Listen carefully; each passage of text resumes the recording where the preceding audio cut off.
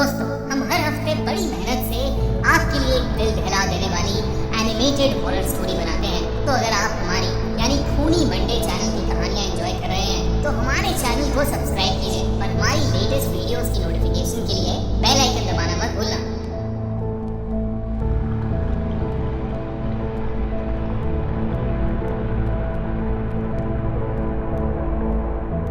अजितेश कानपुर के गोविंद नगर में अपनी बीवी और 5 साल के बेटे के साथ रहता था। उसका एक छोटा सा कपड़े का गोडाउन था जिससे घर का खर्चा बस किसी तरह निकल जाता था, लेकिन उस पर एक बहुत बड़ा लोन था, एक ऐसा कर्ज जो खत्म होने का नाम ही नहीं ले रहा था।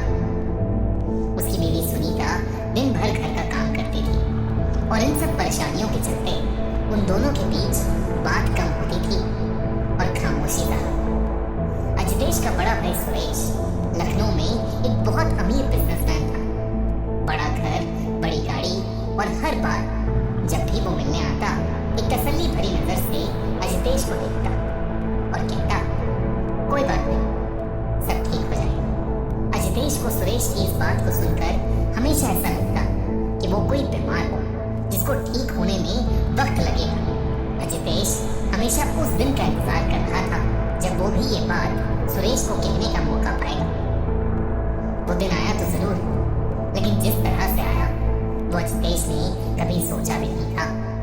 एक सर्दी की रात अजितेश के मोहल्ले में एक तांत्रिक आया। घोड़ा, सफेद बाल, झुकी हुई कमर और उसके दोनों कंधों पर एक एक कौवा बैठा हुआ था। वो मोहल्ले की गलियों में चिल्लाता हुआ गूंज रहा था, अपनी फूटी किस्मत को बदलो। अगर अपनी फूटी किस्मत बदलनी है तो मेरे पास उसका उपाय है। और यही कहता हुआ वो उस मोहल्ले की एक गली से दूसरी गली में जा रहा था। हर जगह सर्दी की धुंध छाई हुई थी और उस धुंध में तांत्रिक और उसके 2 कौवों की छोटी सी आंखें चमक रही थी। लोग अपने घर की खिड़कियों से झांक कर देख तो रहे थे, पर कोई उस तांत्रिक के पास नहीं गया। अजितेश भी उस तांत्रिक को दूर से देख रहा था, लेकिन कुछ देर में वो तांत्रिक वहां से चला गया। लेकिन उस रात अजितेश पूरी रात नहीं सो पाया। वो अपने टूटे हुए मकान और उससे भी बेकार जिंदगी के बारे में सोचता रहा। वो सोचता रहा कि क्या उसे उस तांत्रिक के पास जाना चाहिए। अगली सुबह बिना किसी से कुछ कहे अजितेश सीधा उस तांत्रिक को ढूंढते हुए उसके पास चला गया, इस उम्मीद में कि वो अपनी बुरी किस्मत किसी तरह बदल पाएगा। जैसे अजितेश ने सही टाइम पर किसी पंडित से बात करने का सोचा, वैसे ही मैंने भी। थोड़े टाइम पहले मेरी लाइफ में कुछ पर्सनल इश्यूज चल रहे थे जिसका कोई सोल्यूशन ना मेरे पास था ना मेरे दोस्तों और घर वालों के पास। और तो और धीरे धीरे ये इश्यूज इतने बढ़ते चले गए कि मैं खुद सोच में था कि मैं आखिर करूं तो क्या करूं। फिर एक दिन फोन स्क्रॉल करते हुए मुझे एस्ट्रोटॉक का ऐड आया। मैंने भी सोचा कि ट्राई करके देखता हूँ क्या ही हो जाएगा। मैंने वहाँ राजेश नाम के एस्ट्रोलॉजर से बात की। उन्होंने मेरी डेट ऑफ बर्थ और प्लेस ऑफ बर्थ मांगी और फिर तुरंत बताया कि आपकी लाइफ में ये इश्यूज चल रहे हैं। मैं शॉक रह गया क्योंकि उनकी एक एक बात एकदम सच थी। मैंने उन्हें A to Z मेरी सिचुएशन बताई और फिर मैंने उनकी दी हुई गाइडेंस और रेमेडीज को फॉलो किया। धीरे धीरे मुझे अपने सारे इश्यूज में बहुत इंप्रूवमेंट दिखने लगा। दोस्तों, मेरा ये सब बताने का एक ही मोटिव है कि अगर आप भी लाइफ में किसी तरह की कंफ्यूजन में हैं, मैरिज, रिलेशनशिप, फाइनेंस या घर से रिलेटेड कोई इश्यूज हैं और आप उन इश्यूज के लिए गाइडेंस सीख कर रहे हैं, तो भी एस्ट्रोटॉक ऐप डाउनलोड करो और वहां जाके एक एक्सपर्ट से बात करो। फर्स्ट चैट भी बिल्कुल फ्री है। मैंने ऐप का लिंक डिस्क्रिप्शन और पिन कमेंट में डाल दिया है, तो जरूर चेकआउट करो सर। अजितेश लोगों से पूछ कर फाइनली उस तांत्रिक के पास पहुंच गया। अब भी उसके कंधों पर 2 कौवे थे। अजितेश ने अपने साथ हो रही परेशानी के बारे में उस तांत्रिक को बताया। उस तांत्रिक ने पूरी बात सुनी और फिर उसे कुछ ऐसा बताया जिसे सुनकर वो शॉक हो गया। उस तांत्रिक ने उसे बताया कि कौवे पितृलोक के दूत हैं, जिंदा और मुर्दा लोगों की दुनिया के बीच का दरवाजा, और अगर उन्हें काक तंत्र से सही ढंग से साधा जाए तो वो हर काम करते हैं जो इंसान के बस में नहीं होते। लेकिन ये सिद्धि बहुत खतरनाक है। ये इंसानी खून मांगती है।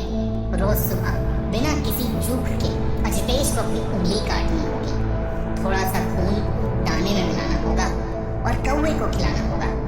और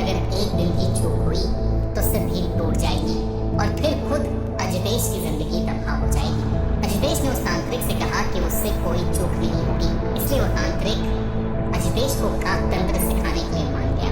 तांत्रिक ने अजदेश से खून लेकर दानों में मिलाकर उसके कंधों पर बैठे कौओं को खिला दिया। काक तंत्र पूरा हुआ। तांत्रिक ने अजदेश से जाते वक्त सिर्फ इतना कहा कि कौओं को कभी भूलना नहीं, क्योंकि ये माफ नहीं करते। अजदेश ने अपना सर हाँ में हिलाया और वहां से चला गया। पहले हफ्ते में ही अजदेश की वो डील क्लोज हो गई जो 3 साल से अटकी थी।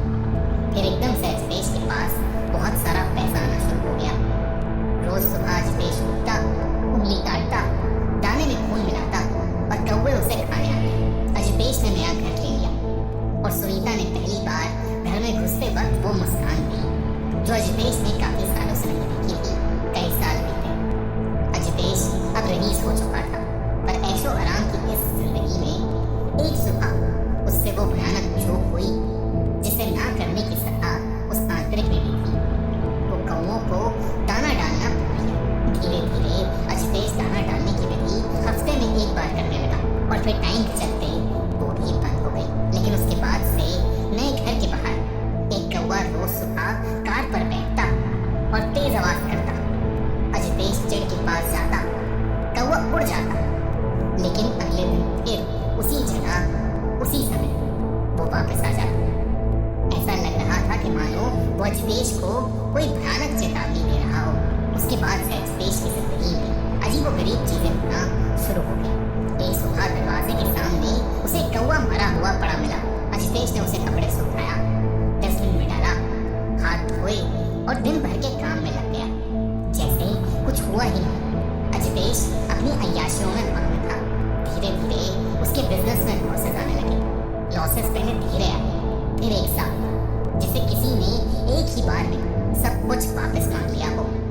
और उसे हर सुबह अपने दरवाजे के बाहर मरे हुए कौओं की लाशें मिलने लगी। इतना ही नहीं, जिस डील से उसे सबसे ज्यादा फायदा हुआ था वो कैंसिल हो गई। एक पार्टनर फ्रॉड करके गायब हो गया और अजदेश के गोडाउन में आग लग गई। पैसा कहाँ और कैसे जा रहा था अजदेश को समझ ही नहीं आ रहा था। ऐसा लग रहा था कि मानो कोई रोज उसकी तिजोरी खाली कर रहा है। नए घर में रहना उनके लिए अफोर्डेबल नहीं था। और एक दिन अजदेश और सुनीता अपने बेटे के साथ चुपचाप अपना सामान उठाकर पुराने घर में वापस आ गए, बिना इस बारे में कोई भी बात की। पुराने घर में आकर जब अजदेश ने पहली बार बाहर झांका तो उसकी सांसें रुक गई। छत पर, दरवाजे पर, रेलिंग पर, पीपल की डाली पर जो घर से बिल्कुल सटी थी, हर जगह बस कौवे ही कौवे थे। चुप, बिल्कुल चुप, जो बिना हिले बिना उड़े एकटक सिर्फ घर को देखते रहते, जैसे वो जानते थे कि वो आएगा। अजदेश ने घबराहट के मारे दरवाजा बंद कर दिया, पर्दे खींचे और कुछ देर अंदर ही रहा। उस रात पूरे समय अजदेश के बेडरूम की खिड़की पर टक टक होती रही। एक कौवा बैठा उसकी खिड़की के कांच पर बार बार अपनी चोंच मार रहा था। अजदेश ने ध्यान से देखा तो उस कौवे की लाल आंखें रात के अंधेरे में चमक रही थी और अजदेश को ही घूर कर देखी जा रही थी। अजदेश ने अगली सुबह उठते ही अपनी उंगली पर एक कट लगाया और अपना खून दानों पर लगाकर कौवों के खाने के लिए रख दिया, लेकिन कोई भी कौवा नहीं आया। अजदेश का बड़ा बेटा जो अब 15 साल का हो गया था, वो अब बहुत शांत रहने लगा था। वो किसी से कुछ नहीं बोलता था। कोई उससे ज्यादा पूछताछ करता तो वो उसके ऊपर गुर्रा देता। बस दिन रात वो अपनी हॉबी में काले कौवे बनाता रहता, इतना कि क्रेयॉन से उसके हाथ भी काले हो गए थे। एक रात कुछ ऐसा हुआ कि अजदेश बेहद डर गया। उसने शीशे में अपनी गर्दन पर निशान देखे, गहरे, काले, बिल्कुल चोंच के जैसे। लेकिन वो कब आए, कैसे आए, उसे कुछ समझ नहीं आ रहा था। अजदेश अब बहुत ज्यादा घबराने लगा था। वो फिर से उस तांत्रिक की तलाश में निकला। तांत्रिक की झोपड़ी का दरवाजा थोड़ा सा खुला हुआ था। अंदर से कोई आवाज नहीं आ रही थी, बाहर भी कोई नहीं था। आंगन बिल्कुल सुनसान था। पर अजदेश जब अंदर गया तो उसके रोंगटे खड़े हो गए। वो तांत्रिक जमीन पर अधमरा सा पड़ा था। उसके शरीर पर गहरे निशान थे, चोंच के, पंजों के, कपड़े फटे हुए थे और उसके चारों ओर कौवे ही कौवे थे। तांत्रिक अधमरी हालत में भी अजदेश को देखते ही उस पर चिल्ला पड़ा, मूर्ख, तेरी वजह से आज मेरी ये हालत है, निकल जा यहाँ से, तो अब तुझसे सब कुछ छीन लेंगे। तांत्रिक के नफरत भरे शब्द सुनकर अजदेश सिहर गया और बिना रुके सीधा अपने घर चला गया। और तब उसने अपनी बीवी सुनीता को सब कुछ बता दी। उस रात आसमान में गहरे काले बादल छा गए। पहले एक कौवा आया, फिर 10, फिर 100, फिर इतने कि आसमान का रंग ही बदल गया। उनकी चेंचे की आवाज एक साथ हवा को काट रही थी। अचानक अजदेश का नाम उसकी बीवी सुनीता ने जोर से चीखा। आवाज उसके 15 साल के बेटे के कमरे से आ रही थी।